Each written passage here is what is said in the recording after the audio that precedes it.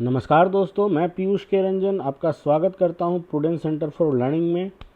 आज का टॉपिक है हमारा टाइफून डॉल्फिन, जो कि जापान में आया हुआ है। आइए इसके बारे में हम ज़्यादा जानते हैं। 8 अगस्त 2026 को जापान के मेट्रोलॉजिकल एजेंसी ने ये बताया कि T2613 डॉल्फिन नामक एक चक्रवात आया हुआ है, जिसने अफेक्ट किया है सदर्न जापान को। पार्टिकुलरली एक शहर है जिसका नाम है ओकिनावा, जहाँ पर डिस्ट्रक्टिव विंड्स चले, बहुत ही पावरफुल, बहुत ही शक्तिशाली हवाएं चली वहाँ पर। फ़्लाइट भी कैंसिल हुए। र्यूटर नामक पत्रकार ने ये दावा किया है कि जो वहाँ पर जो मैक्सिमम स्पीड रही हवा की, वो 162 किलोमीटर प्रति घंटा की रही, और ये ईस्ट चाइना सी के तरफ, ईस्टर्न चाइना की तरफ ये चक्रवात जो है, ये टाइफून जो है सो बढ़ा। आइए जानते हैं कि आखिर ये टाइफून है क्या, टाइफून होता क्या है। तो a typhoon is a mature tropical cyclone occurring in north west Pacific ocean, particularly west of the international date line. इस फेनोमेना को जो है सो अलग अलग जगह पर अलग अलग नामों से जानते हैं। यहाँ पर मैंने बताया है कि किस रीजन में इसका कॉमन नेम क्या है। तो जैसे कि नॉर्थ अटलांटिक में इसे हरिकेन कहते हैं, नॉर्थ ईस्ट और सेंट्रल पैसिफिक में भी इसे हरिकेन कहते हैं, नॉर्थ वेस्ट पैसिफिक में इसे टाइफून कहा जाता है, जहाँ पर ये अभी आया हुआ है। नॉर्थ इंडियन ओशियन में इसे साइक्लोन कहते हैं, साउथ इंडियन ओशियन में इसे जो है सो ट्रॉपिकल साइक्लोन कहते हैं, साउथ पैसिफिक में भी इसे ट्रॉपिकल साइक्लोन कहते हैं। आइए आगे बढ़ने से पहले हम लोग जान लेते हैं कि प्रूडेंस सेंटर फॉर लर्निंग आपके लिए क्या लेकर के आया है। हम लेकर के आए हैं आपके लिए क्वेश्चन बैंक प्रीलिम्स और मेंस 2027 के लिए, जिसमें हम ये कोशिश करेंगे कि 40 से 50 हमारे दिए हुए जितने भी क्वेश्चन हैं, वो आपके 40 से 50% जितने भी क्वेश्चन आएंगे करंट अफेयर से, वो भिड़ सके, वो मैच कर सके। हाँ, और हम यहाँ पर आपके लिए लाए हैं जितने भी डायनेमिक सेक्शन हैं करंट अफेयर के, जैसे इकोनॉमिक्स हुआ,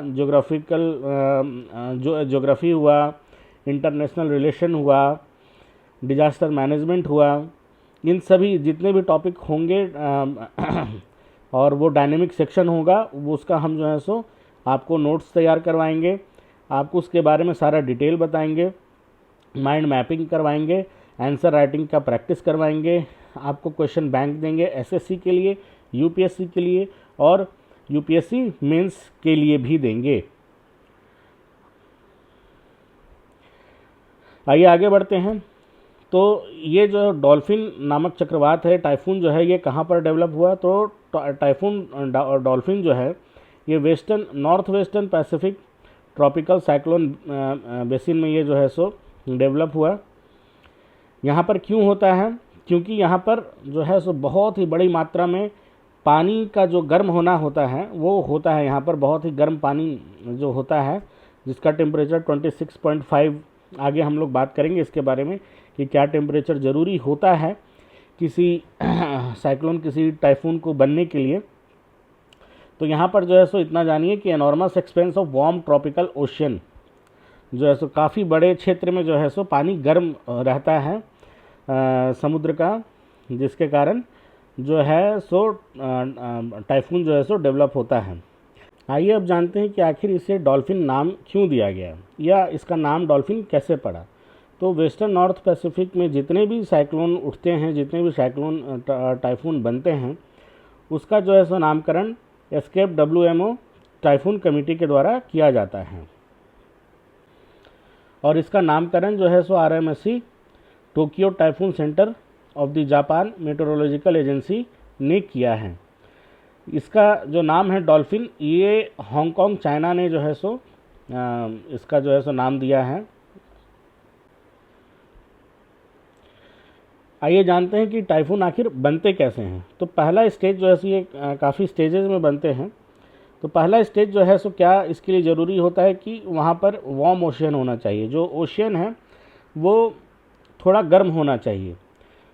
उससे क्या होता है कि जो ट्रॉपिकल ओशियन है वो हीट और मॉइस्चर जो है सो एटमॉस्फेयर में जो है सो छोड़ते हैं, ठीक है। जहाँ पर सरफेस सी टेम्परेचर जो है वो 26.5 डिग्री सेल्सियस के बराबर या उससे ज़्यादा होना चाहिए। जो पानी का जो गर्माहट है, जो उसका टेम्परेचर होना चाहिए, वो जो है सो 26.5 डिग्री सेल्सियस होना चाहिए या उससे ज़्यादा होना चाहिए। इससे क्या होता है कि वहाँ पर वाष्पीकरण की प्रक्रिया शुरू होती है। वाष्पीकरण की प्रक्रिया शुरू होने से क्या होता है कि जो वाष्प है जो वो गर्म हवा के साथ ऊपर उठता है। ऊपर उठने से वहाँ पर लो प्रेशर जोन जो है सो डेवलप हो जाता है। लो प्रेशर जोन डेवलप होने पर चारों तरफ से जो है सो हवाएं वहाँ पर आती हैं और फिर वहाँ पर कंडेंसेशन होता है। और फिर जैसे जैसे हवाएं चारों तरफ से वहाँ पर लो प्रेशर जोन में आते जाती हैं, वहाँ का गर्म पानी का वाष्पीकरण और भी तेज़ी से होना शुरू होता है। जैसे जैसे और वाष्पीकरण शुरू होते जाता है, वैसे वैसे जितने भी वाष्प है वो जो है सो एटमॉस्फेयर में ऊपर उठते जाता है।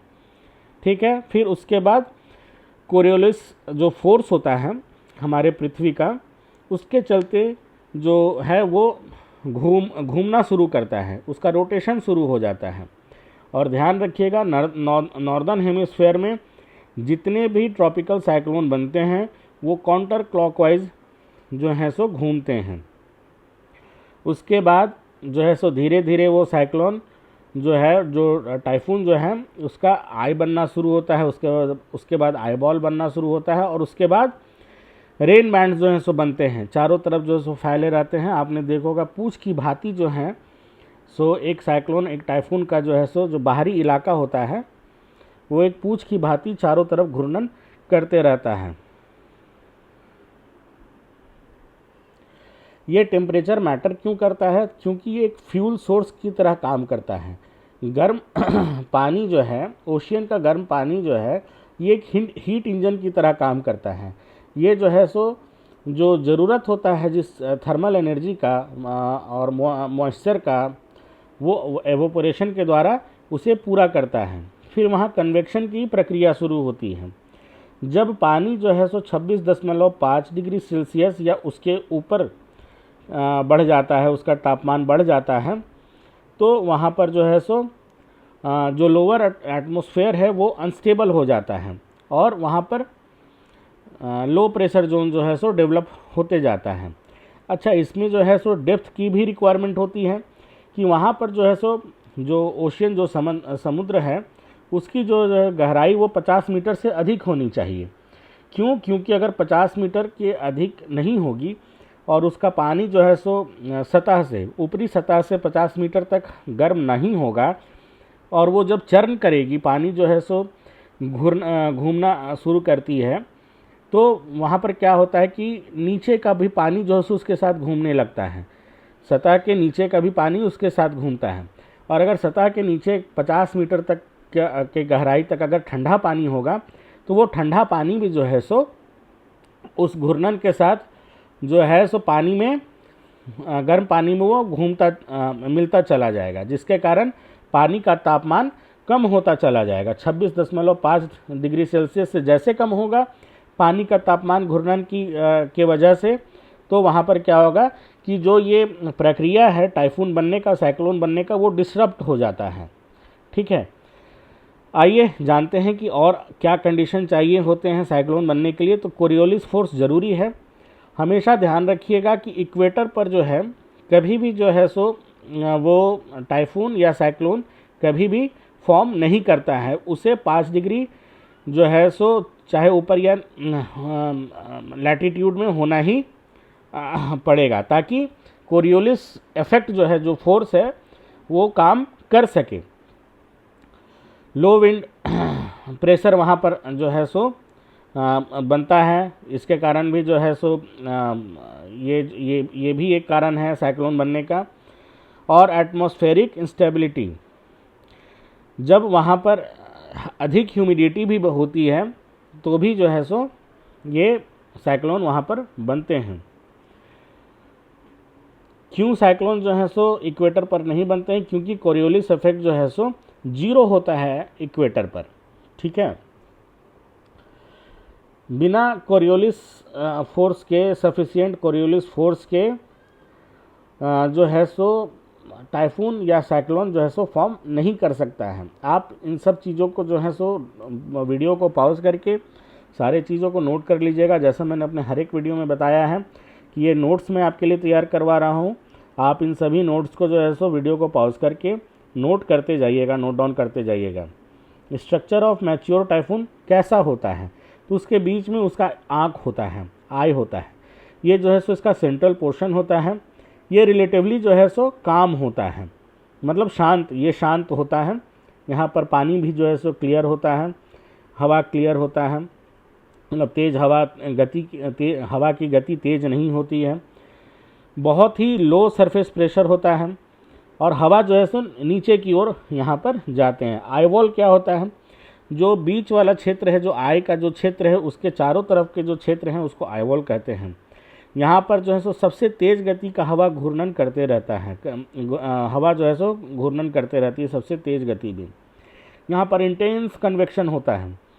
ठीक है, और ये जो है सो साइक्लोन का मोस्ट वायलेंट पार्ट होता है।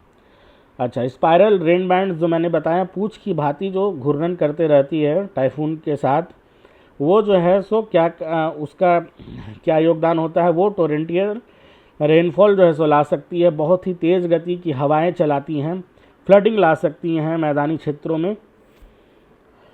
क्यों टाइफून जो है सो लैंड के ऊपर जाकर के, ज़मीन के ऊपर जाकर के ये जो है सो कमज़ोर पड़ जाता है, क्योंकि जब ये साइक्लोन मूव करता है ज़मीन के ऊपर, तो जो ओशियनिक हीट है और जो मॉइस्चर सप्लाई है, उसका जो है सो सप्लाई होना बंद हो जाता है। और क्या होता है, सरफेस फ्रिक्शन जो हो जाता है, उसके चलते हवाओं की गति जो है सो वो कम हो जाती है। ठीक है, स्टॉर्म सर्ज क्या है, स्टॉर्म सर्ज जो है सो एक बहुत ही डेंजरस इफेक्ट है ट्रॉपिकल साइक्लोन का। ये जो है सो समुद्र में एक एबनॉर्मल राइज पैदा करती है। समुद्र के सतह पर पानी का एक सुनामी की तरह, ये सुनामी तो नहीं कहेंगे इसे, लेकिन काफ़ी ऊंचा जो है सो पानी का लहर ये पैदा करती है। और ये जो है सो क्या करता है, ये कोस्टल क्षेत्रों में जाकर के जल जमाव करता है, वहाँ पर जाके जल भर जाते हैं, घरों का नुकसान होता है, जितने भी खेती लायक ज़मीन होते हैं उसका जो है सो सैलिनाइजेशन हो जाता है। मतलब वहाँ पर क्योंकि समुद्र के पानी में नमक होता है, तो ज़मीन पर भी आकर के नमक जो है सो वो जम जाते हैं। कोस्टल इरोजन होता है, पोर्ट्स का जो है सो वो जो है सो वहाँ डैमेज होता है, लाइव्स और लाइवलीहुड का जो है सो लॉस होता है। अब यहाँ पर हमने जो है सो आपके लिए 10 एसएससी के एमसीक्यू तैयार किए हैं। आपसे निवेदन है कि आप यहाँ पर वीडियो को पॉज करके यहाँ पर सारे क्वेश्चंस को नोट डाउन करेंगे। यहाँ पर ये छठा क्वेश्चन से लेकर 10वां क्वेश्चन है जिसको हमने आपके लिए तैयार किया है। यहाँ पर भी आप जो है सो वीडियो को रोक करके सारे क्वेश्चन को नोट डाउन करेंगे और अपना एक क्वेश्चन बैंक तैयार करेंगे। ये हम आपके लिए यूपीएससी प्रीलिम्स का क्वेश्चन बैंक लेकर के आए हैं। यहाँ पर जैसे पहला क्वेश्चन आपके लिए कहता है, consider the following statement regarding typhoon dolphin recently seen in the news. ठीक है, तो इसी तरीके से क्वेश्चन 2 है, क्वेश्चन 3 है, यहाँ पर क्वेश्चन 4 है, क्वेश्चन 5 है, क्वेश्चन 6 है, क्वेश्चन 7 है, क्वेश्चन 8 है, क्वेश्चन 9 है, क्वेश्चन 10 है। ध्यान रहे, इसका आंसर जो है सो हम वीडियो के अंत में आपको बताएंगे। आपसे निवेदन है कि पहले खुद से इसे बनाने का प्रयास करें। ये यूपीएससी मेंस के लिए हमने 3 क्वेश्चन आपके लिए तैयार किए हैं। आप इसे जो है सो खुद से लिखने की कोशिश करें। ये यूपीएससी प्रीलिम्स का जो हमने 10 एमसीक्यू पूछा था आपसे, उसका आंसर की है और डिटेल एक्सप्लेनेशन है। धन्यवाद साथियों, आशा करता हूँ कि आपको ये वीडियो पसंद आया होगा। प्रूडेंस सेंटर फॉर लर्निंग आपके लिए जो है सो इसी तरीके से और भी वीडियो करंट अफेयर्स के टॉपिक पर आपके लिए लाते रहेगा। आशा करता हूँ कि आपको ये वीडियो पसंद आया होगा। आप कृपया करके लाइक करें, कमेंट करें, सब्सक्राइब ज़रूर करें। और आपको क्या चाहिए, किस तरीके का क्वेश्चन चाहिए, किस तरीके का टॉपिक चाहिए, वो आप कमेंट में हमें बता भी सकते हैं।